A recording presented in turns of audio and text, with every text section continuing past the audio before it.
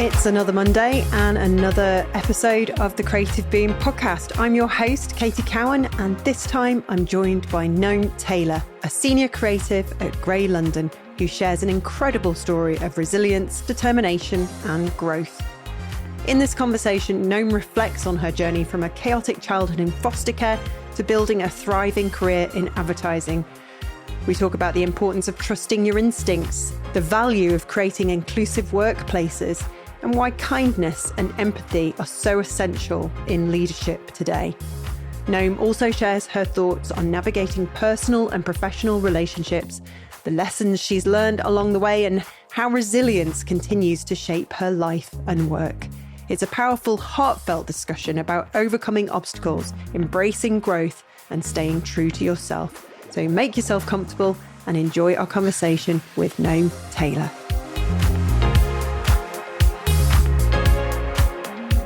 This season of the Creative Boom podcast is proudly sponsored by the School of Communication Arts, the most awarded ad school in the world.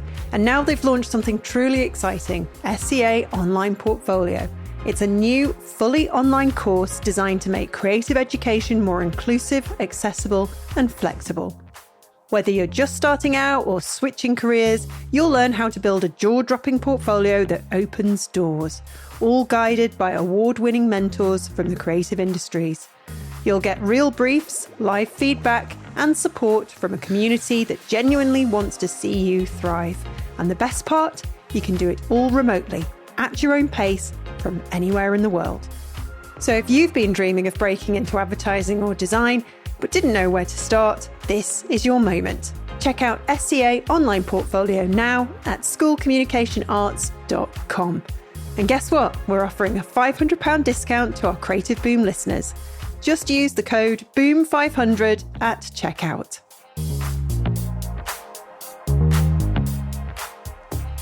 Now, this is a subject that's pretty close to my own heart. We're talking this week about resilience and how that can really help, I guess, shape our careers, ourselves, our personalities, our relationships. Resilience is a power weapon, wouldn't you say, Gnome?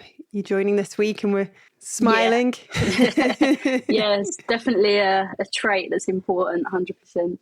Yeah, we're here, we're smiling. I would say both of us are pretty successful in that we are doing something we enjoy and earning money for it and smiling. Most of the time, yeah. Yeah. Well, yeah. It's not perfect, is it? The road to, well, the endless road. I mean, I suppose it never ends, but yeah, it's full of bumps, isn't it? It is, yeah. Yeah. And yours started off, would you say, positively, or would you say it was a bit of a learning curve? Yeah, life was pretty chaotic and up and down. When I was younger, I was in foster care, and, you know, I think being in care, you're stereotyped as like this naughty kid that there's no hope for you, and, you know, that you're just going to become a burden on society. And, you know, and in some ways, like, I did kind of abide by those stereotypes because I thought was what I was supposed to be. So, you know, getting arrested, using drugs and alcohol, like just being a terror on society. And I think, you know, I was one of the lucky ones. I had amazing foster parents that kind of always backed me no matter how bad I was, because they saw something in me that I obviously didn't see at the time. And then when I turned 18 from foster care, I moved into supported housing, which is kind of like a halfway house between being in foster care and being completely independent. So you learn how to like pay bills and cook and that sort of thing, but you have your own like flat in a building where there's staff there all the time. And there was a support worker there who I really connected with, and again, they kind of saw something in me that kind of kept me on the straight and narrow for the most part. I think when I was about 19, I nearly got sent to prison, and I think that was a massive shake up to my life, because I was like, I don't want to be like this. So yeah, that kind of shook me up. And I went to uni, and everything that I've done in my journey, like there's been like hiccups, whether that's drug and alcohol or you know, just not being able to cope with normality, I guess. And I think it's only as time goes on that I kind of am able to like accept that normality, because it's just, yeah, it's a weird one to explain, I think. But yeah, I think I was so used to the chaos that I always needed a little bit of chaos in my journey. I think like today it's a lot more streamlined and smooth. There's not really any bumps in the road, which is obviously amazing. But yeah, it's been a weird journey. Yeah, you come a long way. I guess I suppose one rationalization of causing the chaos is that when we stand still, we probably give ourselves enough time to think about things too much. Definitely. Yeah. And I think it's really tough for for your young shoulders to carry what you went through. I don't know what happened with your parents or how you found yourself in foster care, but it is rejection, isn't it, really? Yeah. I mean, I'm grateful now that I have a good relationship with my parents, but it's almost like that relationship's come because, you know, something bad's happened to my mom. Like my mum's been diagnosed with breast cancer, and it's like that turmoil of that has brought us closer together. And it shouldn't be that way, you know, but I'm grateful in a sense that at least there's been something positive that's come out of it. But yeah, if only it wasn't like that. Yeah, we're humans, we're messy. One of the greatest lessons, I guess, is realizing that even your parents aren't perfect, and that they can make mistakes too. It's tough one to swallow that, you know, but then you have to do that with yourself. You have to look in the mirror and say, okay, well, if I'm not perfect, then I think I can let everybody else off a little bit. But easier said than done, I think. Yeah, and I think it's all about forgiveness, isn't it? Like, you know, at the end of the day, like, I'm grateful to like my past and the people, because they made me where I am today. I think if I just had a normal life, I would never be where I am now, because I wouldn't have the different way of looking at things. So in a way, I'm grateful for the carnage. Yeah, for the carnage. Where do you find yourself now? How would you sort of, if somebody said to you, what do you do for a living? What are you up to? How do you describe it? That's always a hard one. Yeah, so I'm senior creative at Grey, and it's funny because my foster dad, every time I see him, he's like, he calls me Nimsy, and he's like, "You're right, Nimsy, still drawing pictures," and it's like he doesn't get it. And when I had my first ad on TV, I was like, "Oh, I did this ad," and he watched the whole ad through, and then he looked at me confused, and he was like, "I didn't see you in it." I was like, "No, I'm not in it. I did the idea," and he just still can't work it out. I bet he's proud. Yeah, I think so. Yeah. So you went to university. Was that the School of Communication Arts? And just for a bit of transparency, this season is being sponsored by the SCA, but that's not why you're here. But however, was that where you went initially, or did you go to university and study something else? So I went to university and studied graphic design, and yeah, so I did that and did my first like internship in graphic design. And when I was there, I was realizing that all the designs I were doing for like ideas, I was coming up with my own ideas, and because I had no idea about advertising, and I met this art director that was at this agency, and they like explained to me what advertising and a creative team is. And I was like, oh, I like the sound of that. So I looked into the School of Communication Arts, and I was like, oh, there's no way I'm going to get in there, because, you know, it's not easy to get into. I was like, yeah, it's not going to happen. So I kind of just left it for like a year, and I was doing like care work with autistic kids. Hard work. Yeah, very hard work. But that, I think as well, like even though I loved the job and it was so rewarding, I was like, I don't want this to be my life. It's like, I love the job, but it's not got there's not a progression in it. So I applied to SCA, did my interview and got in, which I was shocked about because I thought there's no chance. Why? Why did you think there was no chance? Just because you hear, like, when you have the telephone interview before the main interview, Mark tells you about all the interviews that other people have done. And there've been like people just doing these crazy things, like being in a shower in front of everyone, or like these weird things. And I was like, that is just not me. It's just not me. So I didn't do any of that. I just basically talked and explained about my background and stuff like that. And you were you, I guess. Yeah. And it helped, and they saw something in you, as you say.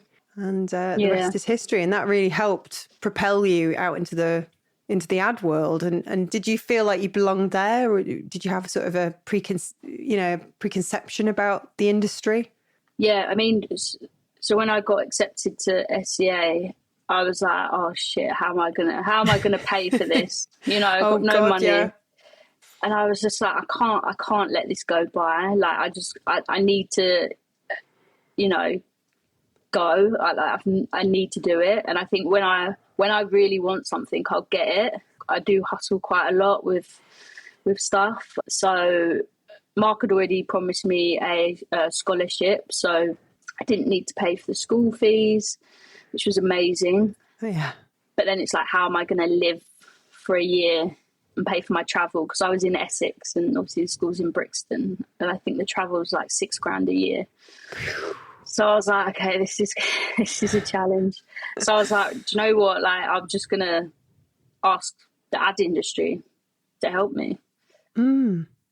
So, you know, I kind of got a list of all the ad agencies I could find, started like figuring out what their emails would be. And I just started a spreadsheet of like everybody in the industry. Like, just, it was mad. I had like thousands of names.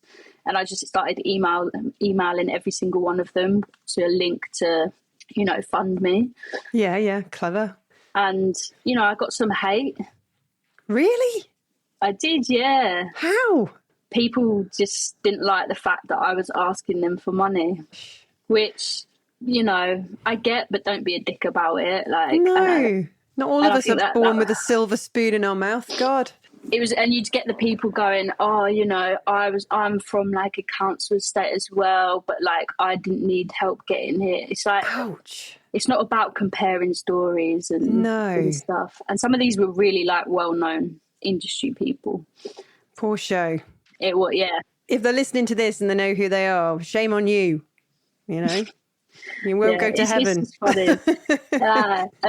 And sometimes that made me kind of think, oh, I'm not going to be able to do this. And, it hurt because it felt like I was being judged before I'd even had the opportunity to, like, show people what I could do.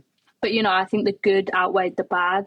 I mean, I met one of the first people to sponsor me was Laura Jordan Bamback, who's, like, my hero in advertising. Yeah. She sponsored me, and you know, I looked into her and who she was and what she stood for, and I was like, I love this woman. And so when I got to ad school, you know, I kind of followed her, and she gave me my first job, and yeah, she's been a great friend ever since, and it's been great.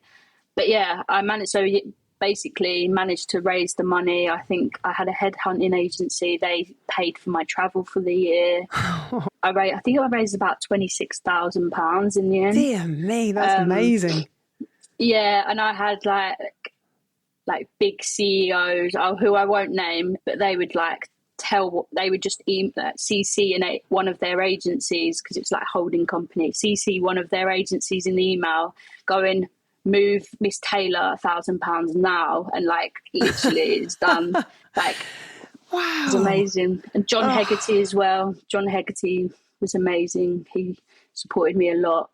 So yeah, just think of all the people out there that could do something like this, could, you know, have the breathing space and the time and the kind of, you know, just the ability to be able to go and retrain and do something they really love. You know, think of all the amazing people that we're missing out on because 100%. You know, it's It's why I kind of like really like the idea of universal basic income, because it'll just allow anybody to just take that moment to say, okay, without, having to work 3-4 jobs and absolutely grind yourself into the ground. I mean, I can't imagine how much it takes to be able to do something else that you really, really feel passionate about when you literally haven't got any other choice or no safety net or no options.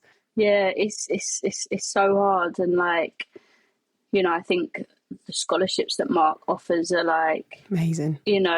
I think more than 50% of his students are on scholarships, and you wouldn't hear that at university. No. So the fact that he offers that, and he's had a lot of different like characters and people from different lives. I've always, if there's anyone that's always like needed support or advice to get into SCA, or that they've got struggles similar to mine or something like that, like I'm always there to kind of support them, because I know what it's like to feel that you don't belong there, even though you really want it, because there's always a barrier.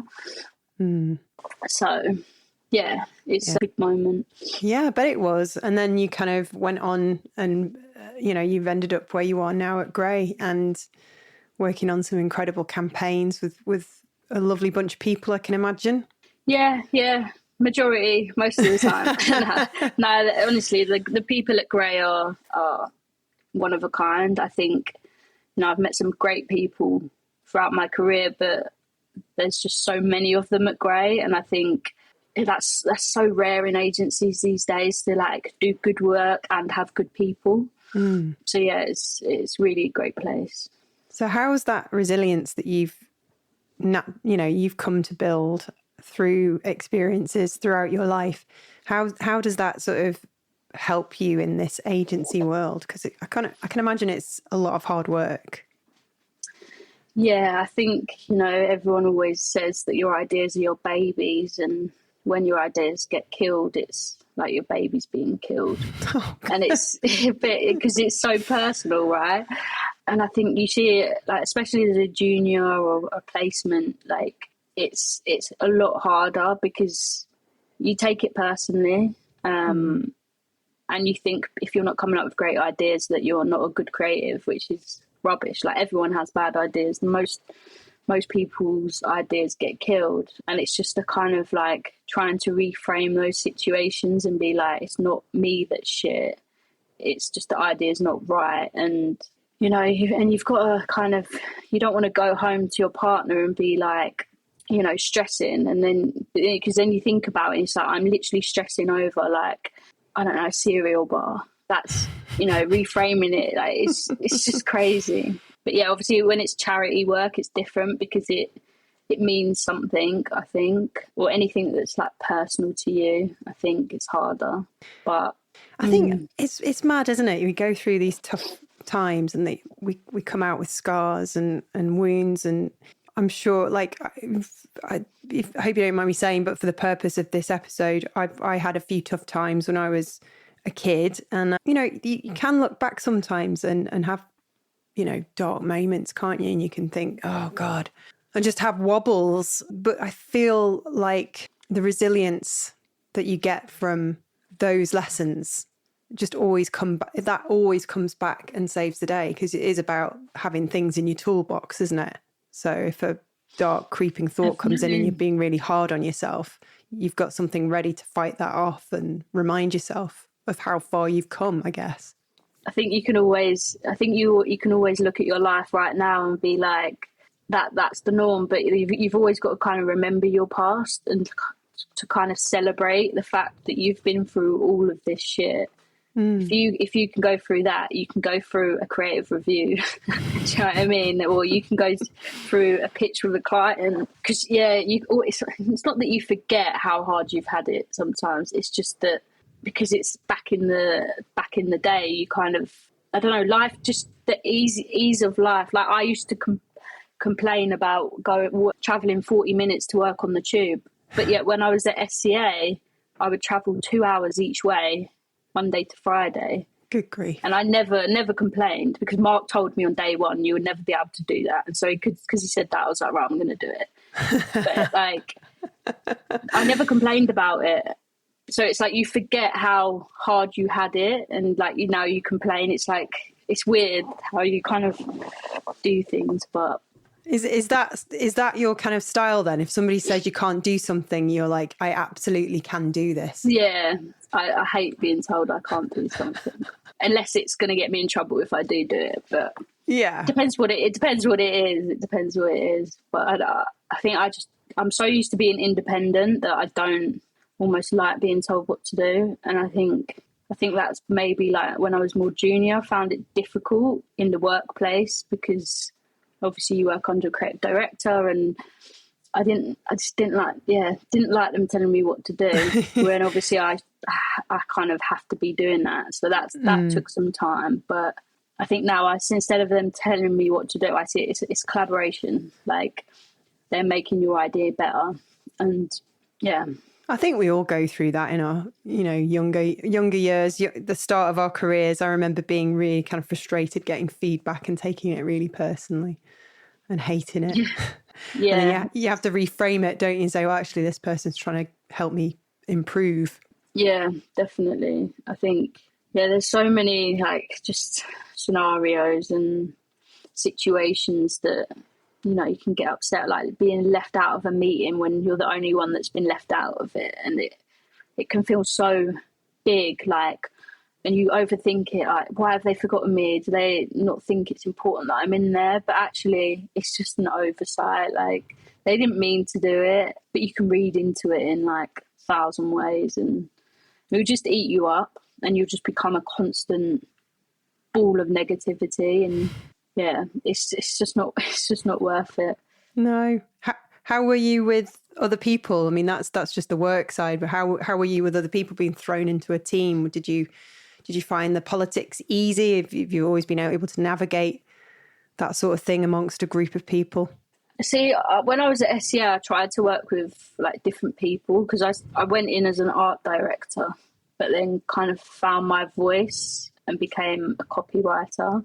And I tried to work with different people, but it kind of never worked out. I think because I was doing the copy, but I had a design background, and then I was with someone that has never used Photoshop because it's not important. But like obviously I was just a control freak, I guess, because I was so used to doing everything by myself and fighting for what I wanted that kind of infiltrated working with other people. So I ended up as a single hybrid and still am a single. But I love it, and it means that I get to work with like a lot of different people. So if I'm working with a CD, it's almost like I'm partnered up with them, or I think it just gives you more freedom as a single as well. I'm not stuck in my little bubble, which you see teams do a lot. They're just in their bubble all day, like hunched around laptops, whereas I'm like off walking, talking to like production and design, like that's nice. And I think that's really important. But I was not easy to work with, and I know I wasn't. So I'm not afraid to admit that either. This episode is supported by the School of Communication Arts, the most awarded ad school on the planet. Their new SEA online portfolio course gives you everything you need to get into the creative industry: briefs, mentoring, community, and confidence. It's all remote, and you can get £500 off with code BOOM500. To show what's possible, we spoke to Gigi Rice, now a senior creative working across NYC and London, winner of the Gold Cannes Young Lions Award, and a playwright whose work has appeared at Edinburgh Fringe. We asked, where were you before SEA, and what are you doing now? So I was at Durham University in my final year, and formal education was not going that well for me. I was like, what on earth am I going to do with my life? A lot of people had JP Morgan internships lined up or BBC trainee schemes, and I was like, I don't know what I want to do. I have not a clue. And I had a flatmate called Lucy, whose dad is a mentor at the SEA, and she said, oh, you should go to the school my dad teaches at. It's really weird, but they teach you to come up with ideas, and that's what you do in advertising. And I was like, what? This is a job. Someone's going to pay me to sit there and come up with ideas. Why haven't you said this before? And I wonder if I'd actually gone to uni if I'd known like that this existed. And as for what I'm doing now, currently freelancing, I'm taking up a new ACD job back in New York. So provided that my visa goes through, and I'm really, really excited to be kind of back out there, back in the ad industry full time, ready to start making like mind-blowing work. Huge thanks to Gigi for sharing her story. If you want to follow in her footsteps, visit SEA Online Portfolio at schoolcommunicationarts.com and use Boom 500 to save £500.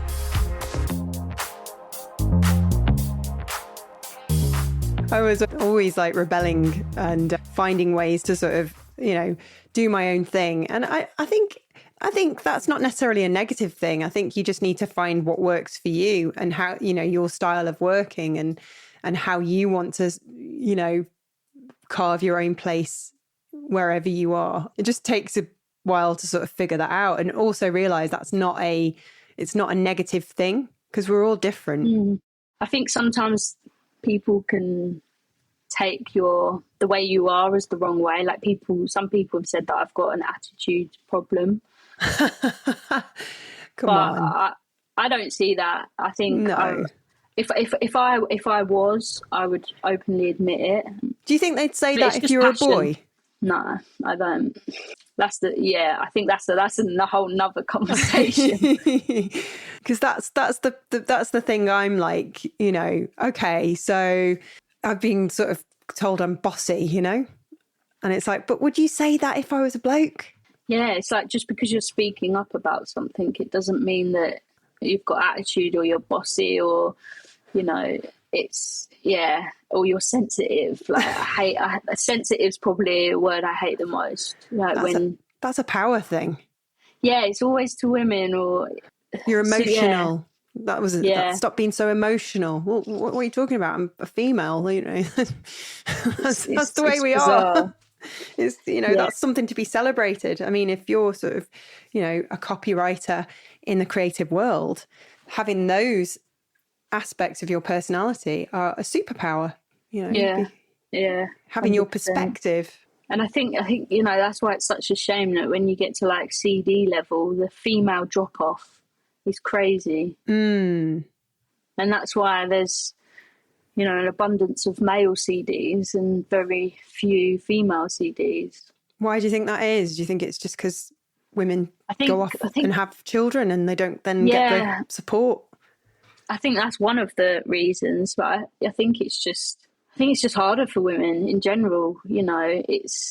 Everything's more of a challenge. It's more of a challenge to be heard, to be accepted, to be treated equally. And I think it probably takes its toll as well. Yeah, I heard that, some leaving the industry because they just had enough. Yeah. I mean, even like I've had friends leave the industry when they were junior or midway. It's just because morally they didn't feel that they should be given to an industry that's not supporting and backing them. But obviously then you've got the whole moral issue around like different brands and stuff like that as well, which is understandable. But yeah, it's crazy.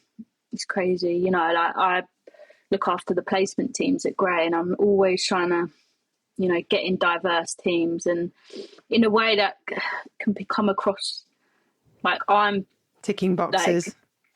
Boxes. Would you not? I'm generally interested in different points of view and, and I don't want it to be like, I don't want people to be like, you're discriminating against male teams, like white male teams.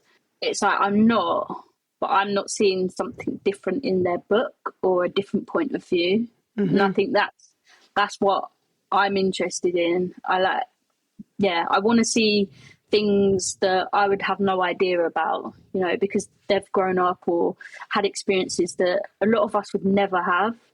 So like different disabilities and different races, like anyone that has a different way of thinking, I think it's so important, especially, with clients now, they all want social ideas and social stuff. It's at its best when it comes from a really like singular insight. And I don't feel like a lot of people can really delve into that as much as, especially this new talent coming in, you know, they've grown up with social media. So yeah, I try to get diverse in. I don't know how. It's a tough one. It's It's a really tough one. tough. Because to find these teams is hard enough as it is. I see you've got the one show which does like, you know, amazing like diverse creative teams and graduations and stuff. But yeah, there's nothing. I think it's just hard, and I think young people at the moment, they're put off coming into this industry because they don't see people like them in the industry. Right, it's the chicken and egg situation, isn't it? It's not to sort of limit it to that kind of analogy, but it's, you need to try and get more people in of different kind of backgrounds, diversify everything, make it kind of this lovely melting pot. But how do you do that when barriers to entry still exist? And especially with all the DEI and I cuts, and just obviously we won't go into politics, but yeah. Well, you're welcome to. I think it's just the world that we live in at the moment is quite a scary place, and obviously businesses are getting scared. Calling it the vibe shift, aren't they? Yeah, it's crazy. It's just going back to like the talent. Like we can get diverse talent in, but to retain talent, that's I think that's even harder. How do you like make your place a really sort of welcoming place to be? You know, it's tough. Exactly. When there are deadlines and yeah. I mean, looking back at like agencies that I've been at, you know, it was always, you know, the black women that they'd be there and then they'd leave, and it's like, why is that happening? Constantly happening. It's like that. I think that should kind of make people think, but yeah, you can't solve everything, Gnome. It's I know. I wish I could. I feel like I like people watching. Like I'm a watcher rather than a, you know, talker, I think. Participant. And I like that word. Yeah, so I just noticed things, I think. Would you say you're streetwise because of your background? Yeah. You're always looking over your shoulder. I do that on the street. I'm like, what's your game? You look a bit dodgy. Yeah. What's your game? Why are you behind me so close? You know, and I don't trust people very easily. So I'll think the worst or assume the worst. But often I'm right, and that's the crazy thing. Like, it's mad, isn't it? It's the gut. It's the strong gut feeling that you get, and sometimes I ignore it, but it always ends up being, you know, kicking myself later because I should have just listened to that instinct, which I think a lot of it came from, you know, my kind of experiences growing up. And I'm sure the same is the case with you. It's part of that resilience. Yeah. Do you find that you're a good judge of character as well? I didn't used to be. I think I'm good at talking to anyone. And like, I say that without being egotistical. It's taken me a long time to appreciate my strengths and say that, I think I'm a good person. But yeah, I think I'm good at talking to anyone. I think it's taken me until now, 46 years old, to be a better judge of character. I don't always get it right. I'm not particularly good at that. What about you? I find like you saying about gut, like I'll meet someone and I just straight away I know if I can trust them or not, or there's something not right. And 90% of the time I've been right.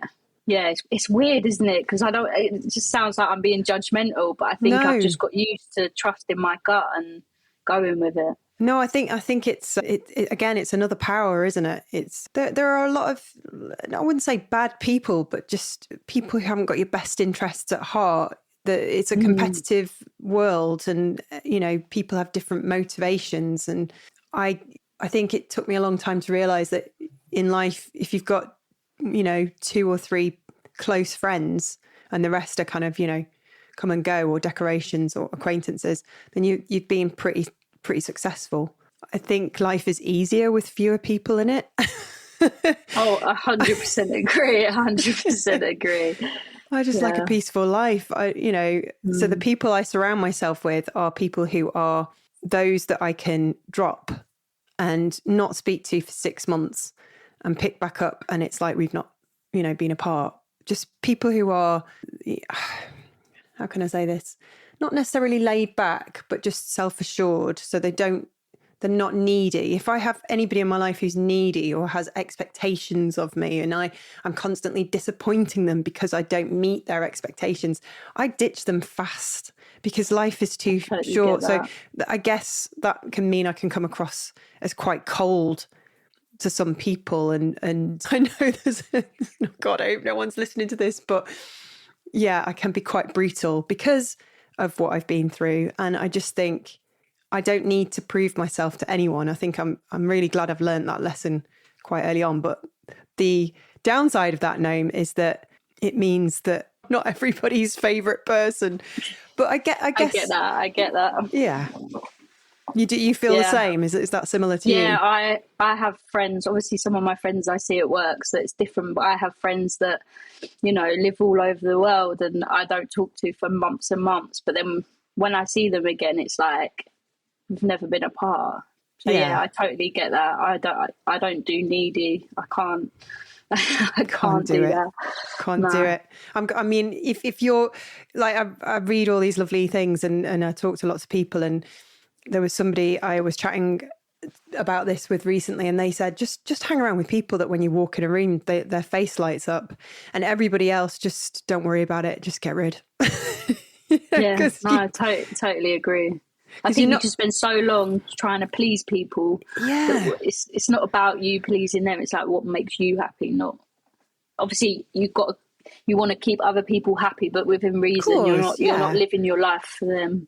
You're not deliberately going out to hurt people. It's just that there comes a point where because you try people on, don't you? And there just comes a point when you say, okay, this person is making me feel quite anxious and negative, and that person over there makes me feel really happy and secure, and we always have a laugh, and they understand me and I understand them. Why am I spending time with this person that just makes me feel like anxious? So you just have to move. You do this, not the Irish goodbye. What do they call it? The kind of, you just sort of do the very kind moving away. Oh yeah, we should catch up sometime. That would be nice. And leave it at that forever. Yeah. And then hopefully they get the message. But is that mean, or is it kinder to do it that way? I don't know. That's a question I ask myself sometimes. Yeah, and I think you've got to learn to be selfish. You got to protect yourself. I've always tried to back in the day, I've always wanted to almost save people and help them and look after them. But actually realised that took so much of a toll on me, and it meant that I couldn't help anybody because I was so mentally fucked, essentially. And so you have to learn to be selfish and distance yourself. Like my brother at the moment, he's going through a lot of stuff, and I can't be there because... Well, you are there. I'm there, but I'm not there. Do you know what I mean? It's like I can't... If I take on that burden, it's going to mess me up. But I'm there, sort of.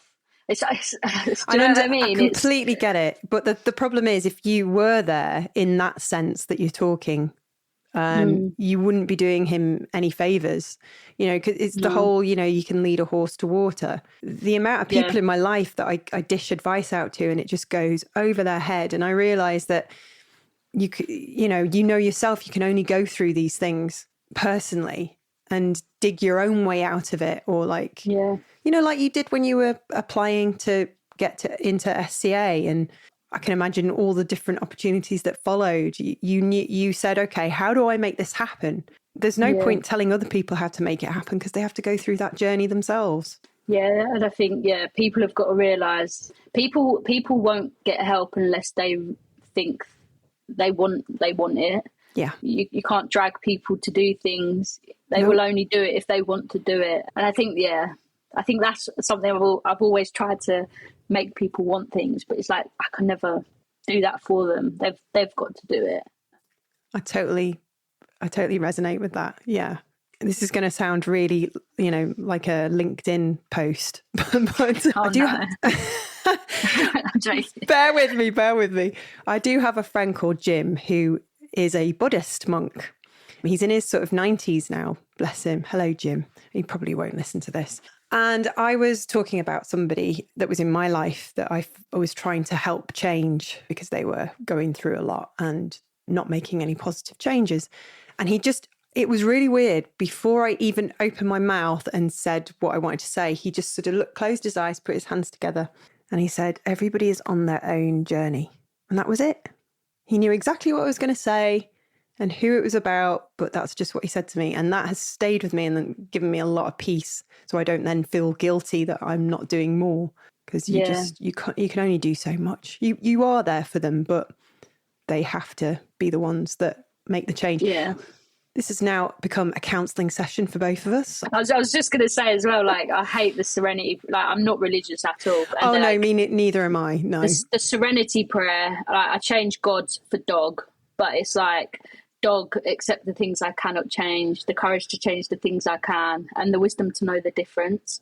Like, I always thought it was a load of shite, and I was like, what the hell? But actually, the more that I've kind of played it in my head, it's so true. You can't change everything. Like, you've got to know the difference between what you can and you can't change. It's what my nana and my auntie Monica always used to say. That, but they were both Catholics, and they used to sort of say, and I was always just like, bleh. But yeah, as I've got older, it's the perfect little bit of wisdom, isn't it?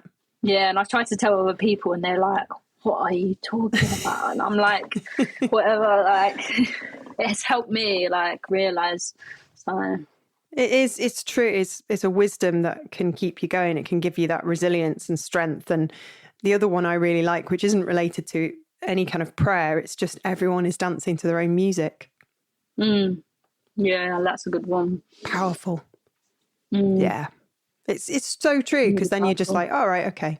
And then you realise that the spotlight is never on you. It's everybody is very sort of selfish. They're in their own little worlds. They're worried about what are the latest trainers to wear and how they look, whether they have said the right thing. They're not bothered whether you messed up or, they don't even notice what you're wearing or what you're saying. They're all just focused on themselves. And herein lies the problem with the world and humanity. But there you go. Yeah. Yeah, everyone's trying to force their own agenda. Yeah. Yes. So as we wrap this up, where do you see yourself moving forward? Because I guess when you were a kid, you didn't look to the future and think, oh, one day I'll be a senior creative at Grey, creating, helping to create amazing ads. Do you know what? I have no idea. I'd still like to be in the industry. That's a hard one. I think this industry changes so much, and it is changing so much that it's hard to know if you even have a job in the next 5-10 years. But yeah, no, I'd like to still be in the industry, and just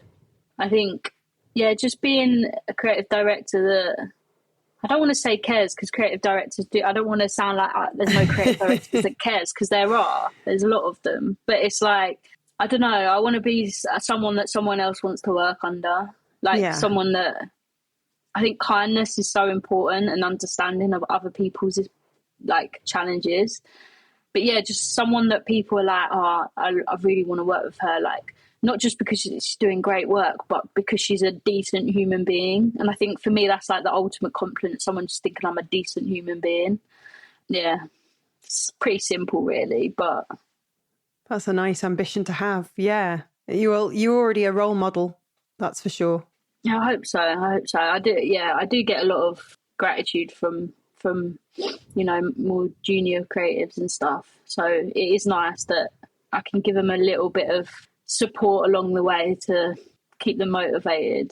Pass on the kindness. Yeah. Kindness is so important. Like, it's crazy. That's what Buddhism says. Kindness is my religion. Yeah, it is. Not that I'm pushing Buddhism this episode, right? No, I totally. It's such an easy thing to do as well, and it makes free. Someone else feel good and yourself. So why wouldn't you do it? I love it. And on that note, thank you so much for your time today, Gnome. No, thank you. It's been a pleasure.